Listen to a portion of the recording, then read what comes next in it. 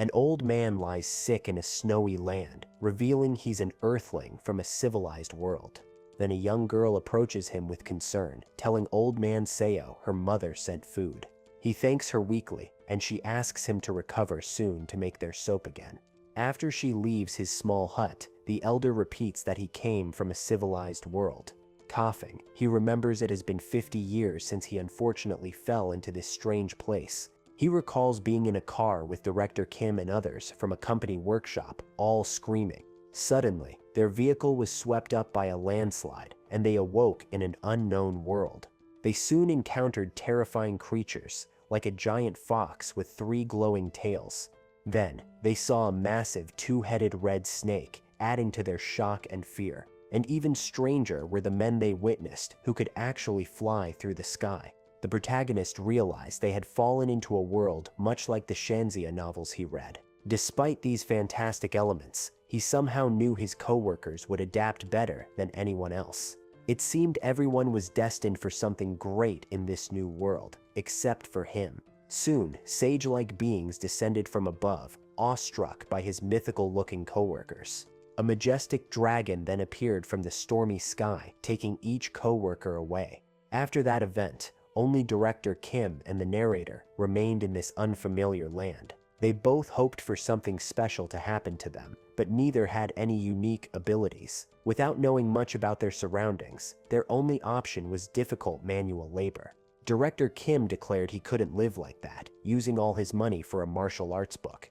Within just 3 months, his former boss mastered it, becoming a true martial artist. He worked for the nation, learned advanced martial arts, and after becoming a powerful warrior, left for the Jianghu. So, the old man was left behind, still working with a shovel in the barren land. Then, a bright light shone as he wondered if something special could finally happen to him as well.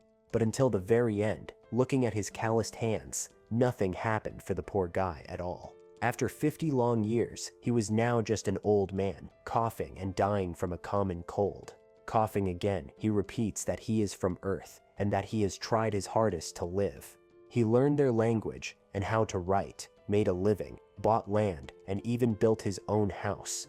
The protagonist started making decent money when he began to make soap using lye. However, even that successful venture didn't last, as he carried his wares through the town. His success ended after thieves stole his soap recipe, and their thugs booted him out of the market. Now, he feels he is just waiting for death, having been refused by this harsh world.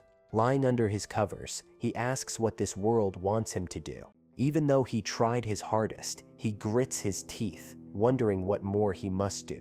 He questions why he couldn't have been selected, even if he wasn't special. Tears stream down his face as he admits he no longer has the energy to keep his eyes open. He then laments that if he just had a bit more power, perhaps more opportunities would have come. That was how he died, and then suddenly, a bright light flashed before his eyes. He then gasps in pain, letting out a sharp cry as he feels a sudden shock. Confused, he touches his face, wondering why he is still alive and in his old earth clothes. His head throbs, and he sees his coworkers scattered around, also dazed and asking where they are. A close-up of his eye shows a flicker of realization as he looks around. He finally understands he didn't come to this world without powers after all. Looking at his confused coworkers, he realizes he gained the power of regression. Director Kim, bewildered, says they were just on a company trip, confirming it's the first day. The man recalls the landslide hitting their SUV and seeing a bright light, a distant memory now. He thinks it's hard to remember details from 50 years ago. Then someone calls, "Hey, Manager Seo." If he truly regressed, he wonders what to do, since regression stories involve future knowledge. A coworker, Section Chief Jeon Myung-hoon, angrily grabs him, shouting Manager Seo Enhun. The section chief violently shakes him, and the protagonist apologizes, still disoriented. The other co-workers watch in stunned silence as their colleague continues his outburst.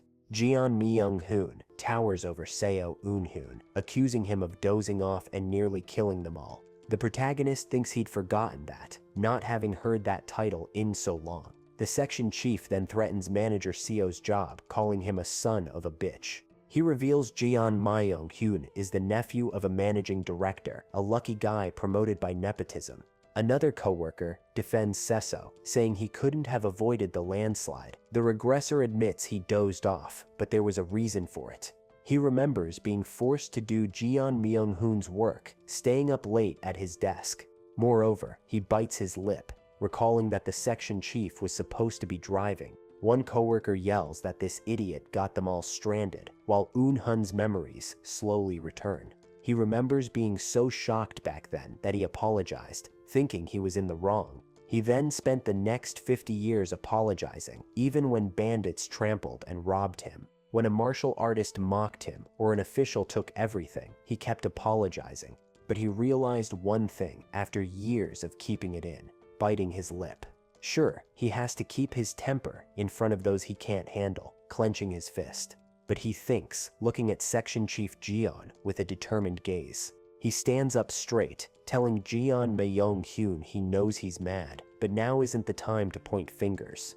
The section chief shouts, "What?" calling him a son of a bitch, completely enraged. Jeon Myung-hoon throws a punch, asking if Seo Yoon-kun is looking for a fight. But the regressor thinks he doesn't need to kneel to someone he can handle. He swiftly dodges the punch, then counters, sending the section chief flying. The other coworkers watch in absolute shock, their mouths agape at the sudden turn of events. In his past life, the protagonist recalls being beaten up by martial artists countless times.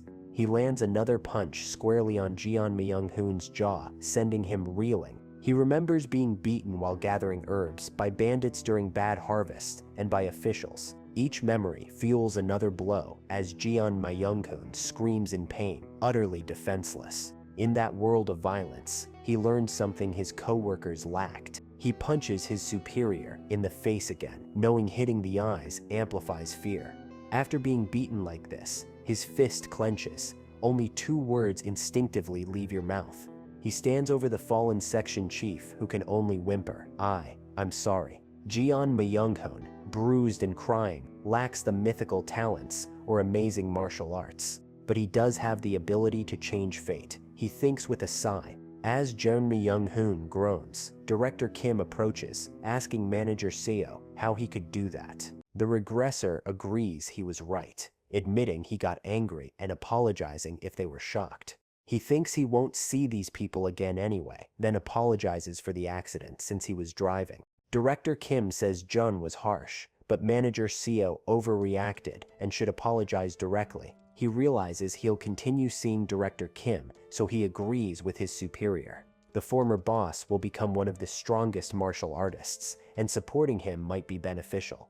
This means he needs to get on the director's good side now, a calculating look in his eyes. He then turns to Jeon Myung-hoon, stating his reaction was unwarranted and apologizing. The beaten section chief, still on the ground, just manages to curse at him. Seo Eun-hyun maintains a calm expression, having asserted his dominance. Jeon Myung-hoon glares at him silently, defeated and humiliated by the encounter. Director Kim suggests they try to get out of the woods and look for a village. The protagonist agrees that's the logical thing to do, considering their situation. But then he points out something in the distance, saying common sense has no place here. Here, immortals fly wildly, trying to secure their immortality amidst chaos and giant beasts. The only rule is the strong devours the weak, and Mirim people fight for wealth and honor. They stand near a waterfall, and the regressor reveals this forest's name is Ascension Path. He explains there is no village, city, or nation anywhere around here for them. As the sun begins to set, the protagonist suggests they set up a safe shelter. Director Kim agrees, touching his chin thoughtfully, saying he is right. Then he remembers the car, which was packed with workshop supplies they could use. The regressor knows it's a shame, but they won't find the car. Of course, they won't believe him. He decides to let them look, suggesting they split up instead of wasting energy trying to convince them. One team can search for shelter, the other for the car, and they'll meet back before dark. Later, around a crackling campfire, one coworker expresses confusion about their situation. A female coworker wonders how they ended up there without the car after the landslide. Director Kim admits he doesn't get it either, while others comment on the chestnut-like taste of their food. The protagonist says it's crunchy and he got a lot, so they can have as much as they want. Director Kim laughs, saying it's serious, but fun thanks to manager Seo, praising his diligence. He recalls manager Seo was tired while driving because he worked late the previous day. A female coworker agrees, saying their manager is indeed very diligent. Another adds it feels like camping thanks to the cave he found for them. The regressor thinks he was just lucky, as in his past life, they found it after hours lost. Director Kim tells him to just take the compliment, appreciating his efforts. The protagonist decides to enjoy this moment, knowing it will be their last chance to laugh.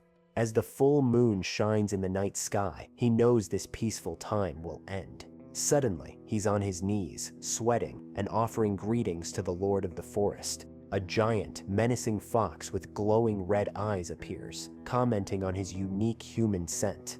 A sleepy female coworker, rubbing her eyes, asks manager Seo what is happening. His coworkers scream in terror, calling out a monster, completely panicking at the sight. The protagonist frantically tells them to show manners to the Lord of the Forest and get on their knees. The giant fox growls that every time it meets humans, it's reminded of their foolishness and rudeness. It continues that since one of them knows how to treat it, it shall forgive them. However, they must pay a price for being in its territory. If one offers an arm, they can stay. The regressor remembers everyone screaming in panic in his past life when they saw this monster.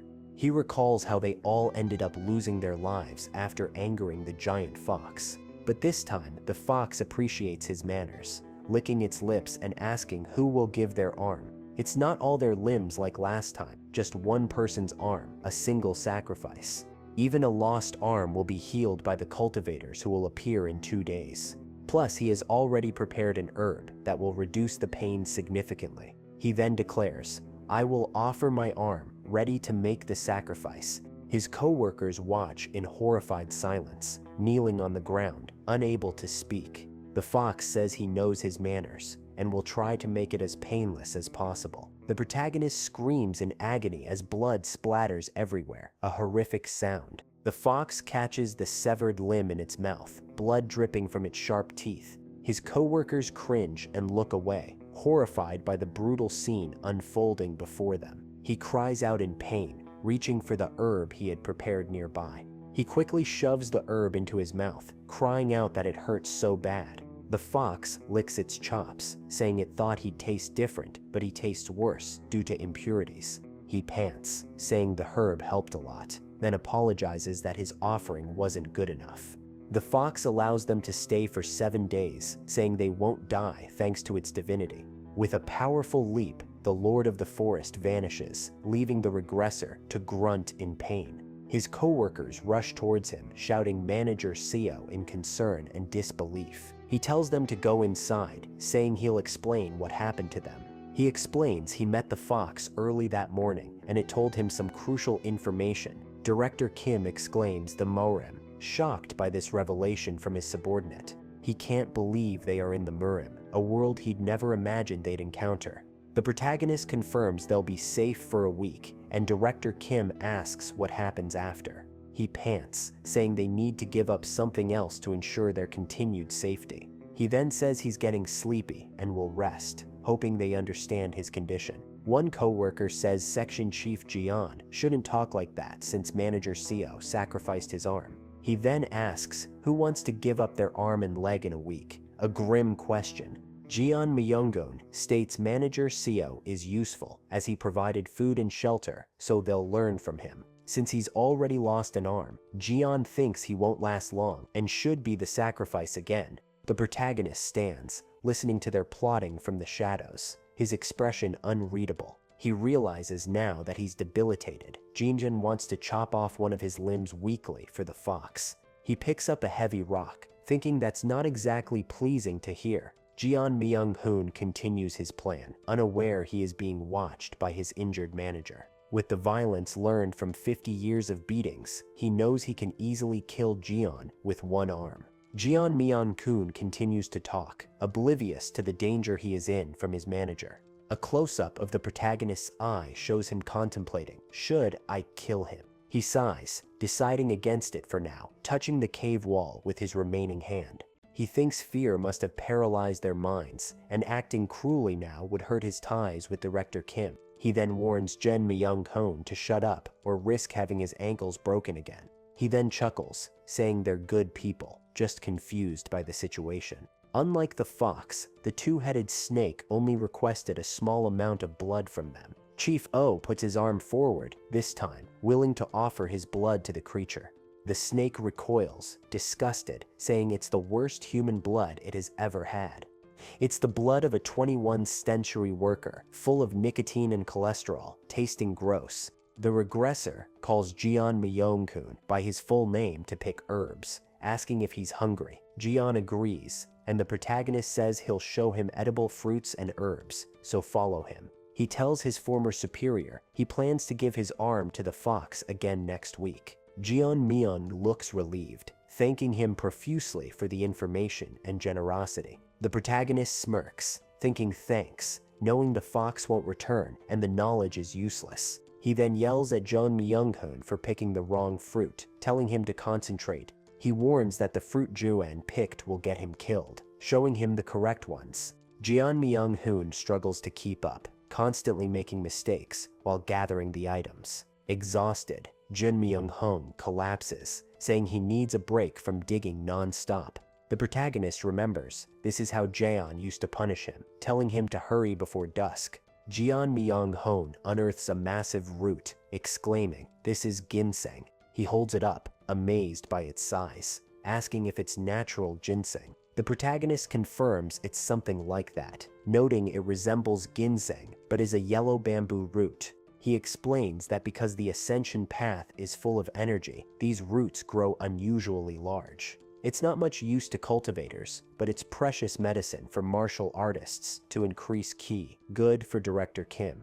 Jeon Myung-hoon excitedly asks if it's okay to dig up so much, and the protagonist tells him to use his shirt. The regressor looks at the stormy sky, saying it's almost time now, so let's head back. Suddenly, a massive explosion of light and energy erupts in the distance, startling them. His co-workers scream in terror as shadowy figures descend from the sky, one asking what's wrong. One of the figures, clad in gold, remarks on finding such uncut talent there, calling them Buko. Director Kim, bewildered, asks who these people are as they call each other shameless. One of the beings states only 3 of them have spiritual roots, the rest are normal mortals.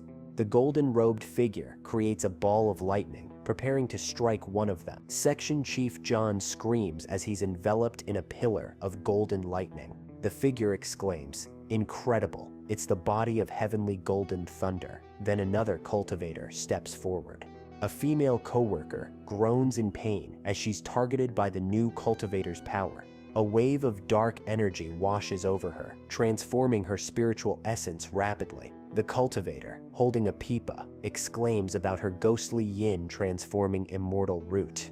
Another co-worker is approached by a muscular cultivator, asking what's going on, his body glowing blue. The large cultivator declares he'll take all 3 as disciples, saying they can change the world. Chief O struggles to breathe, feeling an immense force, thinking he'd die if he refused. The pipa-playing cultivator tries to recruit him to the Black Ghost Valley, boasting of their methods. The golden-robed cultivator promises immortality and the power to overturn the heavens. He also offers fame and wealth within 100 years, a tempting proposition for anyone. Director Kim pleads with them, asking if they could get them out of the forest, fearing they'll all die. The golden-robed cultivator opens a flask, preparing some kind of potion or elixir. He complains mortals worry too much, then pours the liquid on Jeon Myung-hoon, who screams in pain. The muscular cultivator notices manager Seo's missing arm, realizing he offered it to the fox. He praises the protagonist's guts, and blue flames heal his arm, for which he thanks him. They announce they captured all beasts and monsters, making the ascension path safe for 10 years. Director Kim shouts for them to wait, saying they don't even know which way to leave. The cultivators fly away with their chosen disciples, ignoring the remaining co-workers' pleas. The protagonist remarks that the same thing happened 50 years ago. They were ignored like insects. He looks at his newly healed arm, at least grateful for that small mercy from them. Director Kim curses as shooting stars streak across the night sky, asking what they should do. He wonders what those lights are and if there's something in that direction for them. Suddenly, one of the female co-workers coughs violently, collapsing to the ground. Another rushes to her side, saying Deputy Manager O is in terrible condition and asking what to do. The regressor advises them to wait a little longer, hoping someone might appear to heal her. Director Kim and the remaining co-worker look towards the campfire, then back at him, confused by his words. Footsteps approach as someone walks towards their location in the dark, signaling an arrival. A shadowy figure then appears, observing that mortals in Ascension Path are like ants caught between dragons. Director Kim, utterly shocked, stammers and asks the imposing stranger who he is. The newcomer smiles, revealing himself as Seo Wheel, the Sea Dragon King. He mentions controlling the storm, perhaps referring to the earlier chaos that brought him. The Sea Dragon King explains a sudden storm brought him, and the unconscious lady likely caused it. He finds it strange. An ordinary woman with no cultivation could wield such power unconsciously. The protagonist then explains their group's confusion about powerful beings appearing and taking his companions. Seo Wheel laughs heartily at the mortal's story and the strange turn of events. The king summarizes that some colleagues had potential and cultivators took them as if pre-arranged. Manager Seo confirms this, adding the Sea Dragon King conveniently appeared before the lady too. The powerful being then asks the mortal if he even knows where they are. This place is Ascension Path, a key gateway to the upper realm, he explains. In a few months, the Sea Dragon King reveals a dimensional rift called Ascension Gate will open there. This event happens every 1,000 years, so high-level beings gather to ascend, making their appearance likely. The protagonist understands, but recalls the cultivators said they were taking his colleagues to their sex. Director Kim then wonders how their companions could join sex if those groups are ascending. Seo Hiwal admits it might be hard for mortals to grasp such complex matters. He shows a flask, explaining cultivators use techniques to shrink objects and store them in magical tools. The king suggests those cultivators likely stored their entire sex in similar items to ascend together.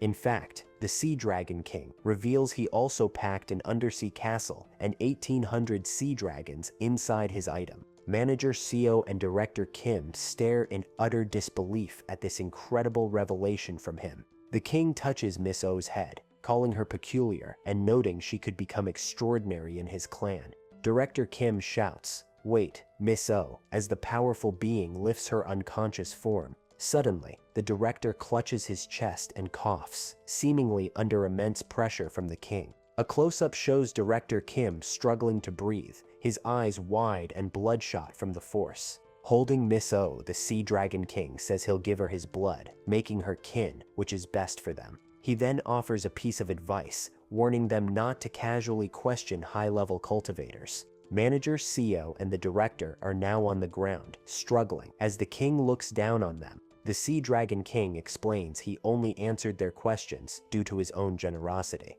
but he sternly warns that most other cultivators would have killed them for merely asking, then departs. He transforms into a magnificent, giant blue dragon, soaring into the stormy sky and disappearing. After the king leaves, the protagonist quietly states that all their co-workers have now been kidnapped. The remaining female co-worker, dazed, questions the sudden avalanche and all the abductions. She then laughs hysterically, completely overwhelmed by immortals and dragons taking away her colleagues one by one. Manager Seo approaches her as she sits on a rock, placing a comforting hand on her shoulder. Looking up at him, she pleads for Manager Seo not to be taken away as well. With tears welling in her eyes, she explains she won't be able to survive alone in the forest. The regressor looks down solemnly, telling her that unfortunately their time together is up. The female co-worker lets out a cry of despair, tears streaming down her face at his words. The co-worker groans, sensing something approaching, while Director Kim asks what's wrong now. He points, exclaiming, "It's here," as a figure appears, and Manager Seo just says, An old man on a mechanical lion beast appears, wondering how mere mortals entered Ascension Path. He chuckles, realizing the unstable space near the opening Ascension Gate must have pulled them in. The newcomer then floats down, asking who emitted the massive consciousness he sensed earlier. He exclaims it was so powerful, he thought a sage from the upper realm descended, wondering if it was her. Director Kim stammers, asking who the old man is, and explains Manager Kim is their colleague. Suddenly, the director is flung into the air by an unseen force, crying out in shock. The protagonist lunges forward, shouting, Director Kim, trying to catch his falling superior. But he sternly warns that most other cultivators would have killed them for merely asking, then departs. Director Kim, dazed, thanks Deputy Manager Seo for saving him from the powerful attack. He then notices the protagonist's back, asking if he's all right, as it looks badly injured. Manager Secho says he's okay. The old man approaches the female coworker, saying he'll take her in and awaken her spiritual root. She cries, calling out for her director and deputy manager, her face held by the old man. He asks if she's still clinging to worldly attachments, even after his offer to take her. Manager Seo and Director Kim are lifted into the air, choking by the old man's power. The elder then declares he will sever her ties himself, as she begs him to spare them. He tells her she must forget all worldly ties if she wishes to go with him. She reluctantly agrees. With a wave of his hand, the old man releases Manager Seo and Director Kim, who fall to the ground. He says if he leaves them, she'll remain attached, so he'll return them to a nearby mortal nation. A dimensional rift opens, and the old man says they'll be scattered randomly, not even knowing where they'll land. Director Kim screams as they're sucked into the portal, while the protagonist tries to grab the herbs.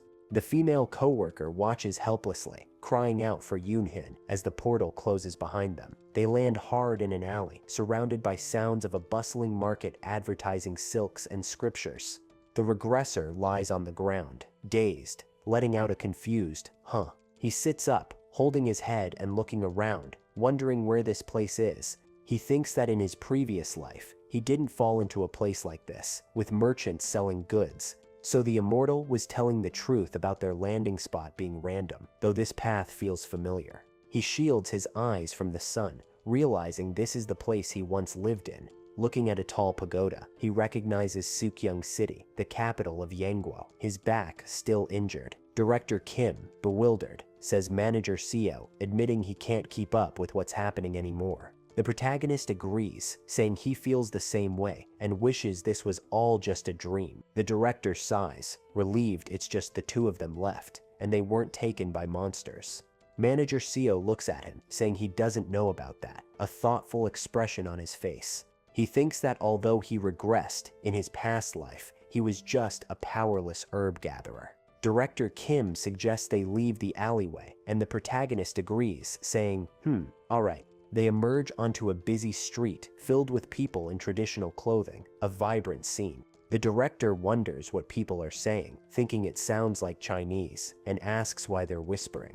The protagonist explains the locals are saying their clothes look funny, causing the director to exclaim, H? Manager Seo turns, a slight smile on his face, telling his superior not to worry, as he knows a bit of Chinese.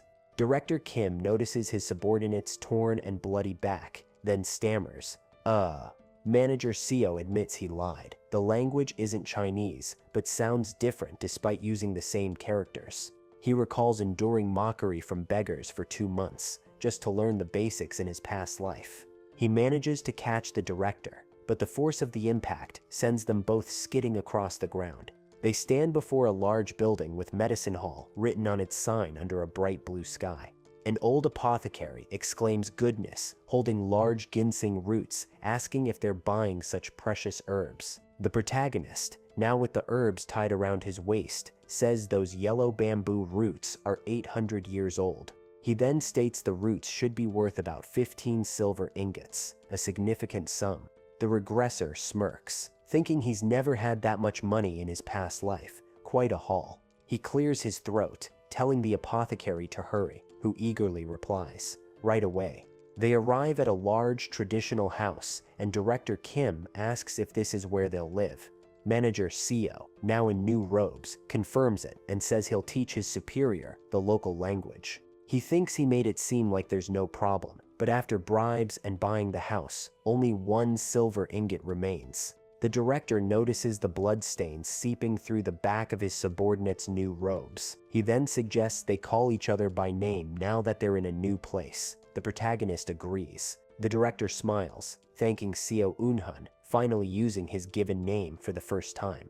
Later that night, under a full moon, their new house is lit from within, a peaceful scene. By candlelight, the regressor explains he got the money by selling those herbs they found. He points out they'll have no income if they run out of herbs, so they need a new way to earn money. Director Kim wonders how, and his subordinate suggests using the remaining silver to start a business. He thinks that with his skills and the director's abilities, they can make a living, but that's not enough. He wants more. Director Kim Young-hoon, he recalls, is a martial genius, a key piece of information for his plans. After reading some third-rate martial arts books, his former boss became a master in just a few months. Once he learned advanced techniques, Kim Young-hoon became one of the most powerful martial artists in the Janghu. But the protagonist wonders, what if he learned advanced martial arts from the start, a new possibility?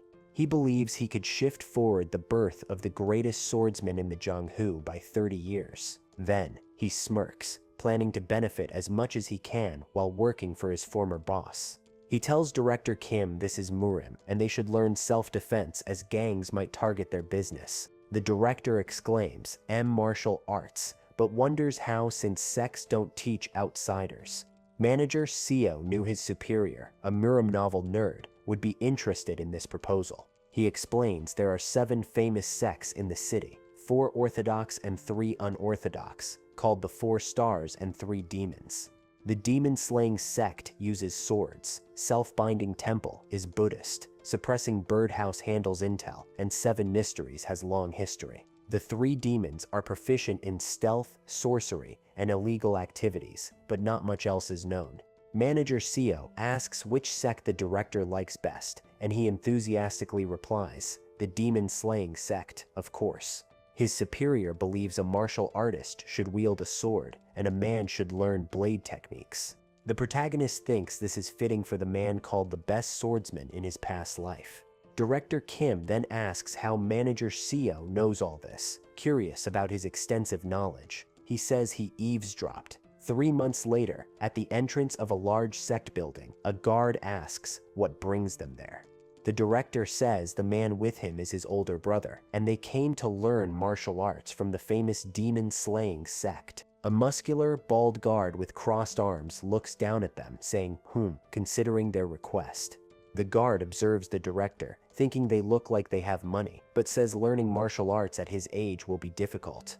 Manager Seo smiles, offering a coin, asking if they can talk to someone of higher status, even for simple self-defense. Inside, a sect elder asks if they want to learn martial arts for self-defense.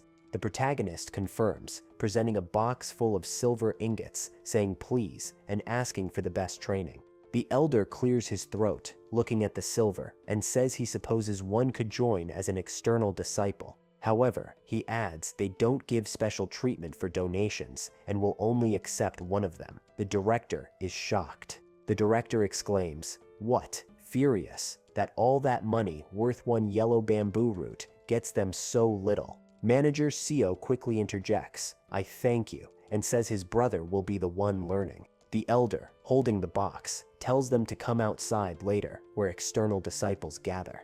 The director questions what's the use if only he learns, wishing he'd known they were so expensive. His subordinate tells him not to sweat it. He'll set up a business and support him while he focuses on martial arts. The director, looking touched and a bit overwhelmed, stammers that he'll try his best. He adds that he's old and doesn't know if he can do much, but Manager Seo encourages him to believe in himself. 7 months later, at a competition held within the sect, a large crowd has gathered in a courtyard. A sect leader, gritting his teeth, exclaims, "What?" looking on with a furious expression. Several disciples lie defeated on the ground as the leader shouts about some outsider defeating his beloved students. To master a martial art means understanding its true meaning and physically attuning to it. A third-rate warrior who understands the meaning can become second-rate by merging it with their own understanding.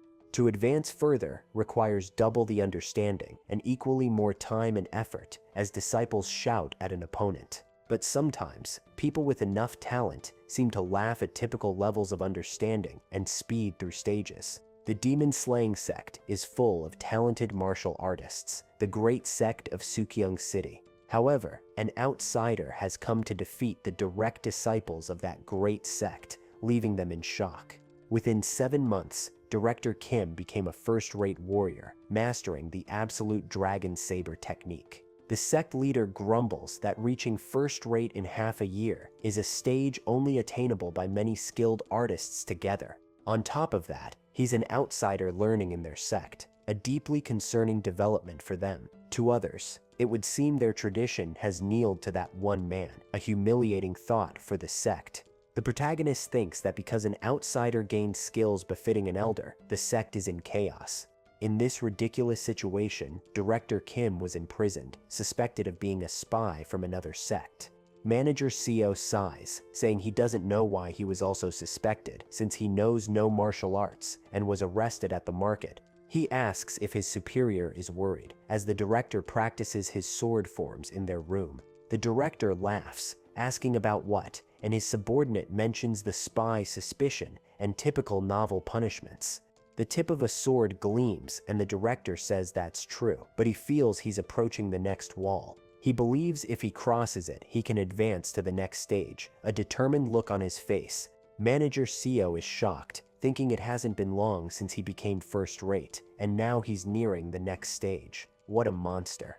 Martial peak awaits after first-rate, the level of most sect leaders or elders, known as absolute masters in Yangguo. The martial arts world rarely mentions stages after that, so martial peak is essentially the last attainable stage. The protagonist smirks, realizing his assumptions were wrong. The birth of the great swordsman will be sped up by 40 years, not 30. 7 days later, the camera pans up the side of a traditional sect building under a clear sky. Director Kim meditates, surrounded by glowing blue lotus flowers, a powerful aura emanating from him. He exhales a stream of blue energy, letting out a soft hoo, indicating a breakthrough or deep focus. Manager Seo recognizes the flower of chi that only appears to peak martial artists. 3 flowers gather at the summit.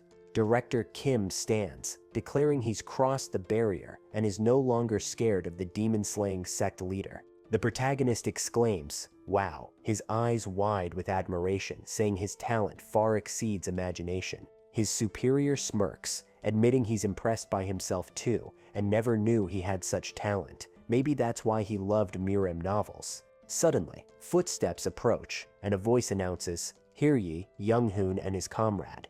A sect member reads a scroll, declaring orders from the sect leader to destroy the spy's chi core for stealing their martial arts. Director Kim lets out a soft ooh, his expression unreadable as he hears the decree against him. Manager Seo raises his hands, insisting he wasn't a spy and they were just trying to learn. A sect member silences him with a blow, saying they heard them speaking a code-like language and orders them restrained.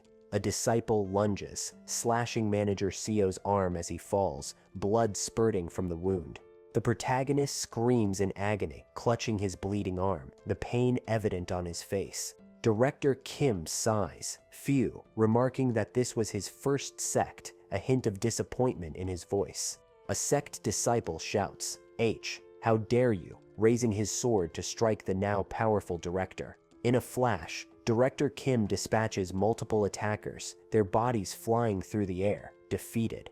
The remaining disciples scream in terror, realizing he's a peak-level martial artist, and shouting to run and inform the sect leader. Amidst fallen disciples and discarded swords, the director tells Yoonheim he intends to visit other sects and train. He asks what Yoonheim will do.